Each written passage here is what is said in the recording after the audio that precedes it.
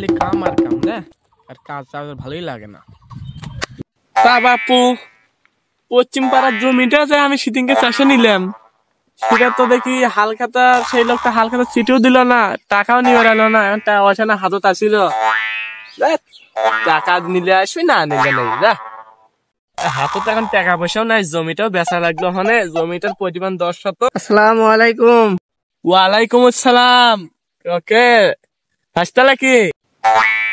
এখন তো চিনবেনি না, এখন যে টাকা লিয়ে বেড়াচ্ছি। তা বাপু, তোমার যে ওই 5 শতক ধরে জমিটা চাষলাম, টাকাটা কি দিবেন? চাইছিনু বাপু, কিন্তু হাততে এখন টাকা পয়সা নাই। অত কিছু বুঝি না, আমার টাকা লাগবে, টাকা দেন। হ্যাঁ দেমু বাপু, দেমু দেমু। তা বাপু, তুমি হলো সবকিছু হিসাব টিসাব ক্লিয়ার করে খাতায় লিখে থো, পরবারকার হালখাতার সঙ্গে যা দিয়ে আসবো। তা বাপু, আমি হালখাতা টালখাতা বুঝি না, তুমি জমি বিক্রি করবে আমি শুনছি। আমি তো বিক্রি করবো ঠিকই, কিন্তু দাম কিন্তু একটু বেশি আছে। তো কাটা কত করে চাচ্ছ তুমি?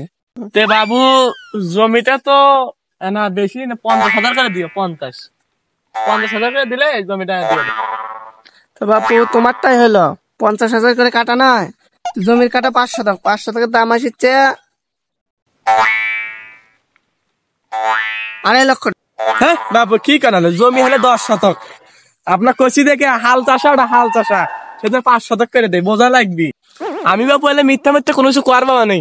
জমি হলে 10 শতক, বলে হাল চাষার সময় আমি খালি 5 শতক, বুঝছেন? এরই নামই সততা। জমি চাষ ফের গেলে 5 শতক, আর কিনবের গেলে 10 শতক হয়। জমি কি বাচ্চা দেয় কি কিনবের গেলে?